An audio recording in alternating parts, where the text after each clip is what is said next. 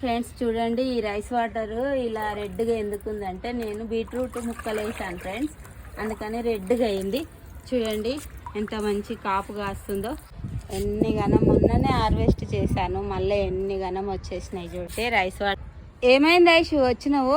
Aunty మా mummy పుదీనా ఇంకా టమాటాలు తెంపియమన్నదా ఆంటీ. అవునా, కాసులే కదనే మరి తెంపిమన్నదా. నేను ఈరోజు కొన్ని తెంపుకోవాలని చూస్తున్నాను. నేను చెట్లకు నీళ్ళు పోస్తా, నువ్వు తెంపుతుండు. సరే తెంపుకరమ్మన్నదంట.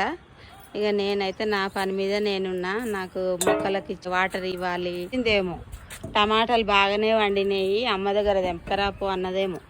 దెబ్బ తెంపు, వర్షం వచ్చేట్టు. నేనైతే మెల్లగా తెంపుతాను ఇక్కడ, ఎందుకంటే ముళ్ళుళ్ళు ఉంటాయి ఫ్రెండ్స్, పుచ్చుకుంటాయి కదా అమ్మాయికి, అందుకని నేను. చూడండి ఫ్రెండ్స్, ఇదైతే ఇగో పెద్దగా పగిలింది, ఇక్కడ కూడా ఉన్నాయి. ఇంకా అమ్మాయికి తెంపమంటే ఇక అన్నీ మళ్ళీ రెమ్మలన్నీ ఇరగొట్టేస్తుంది. చూడండి ఫ్రెండ్స్,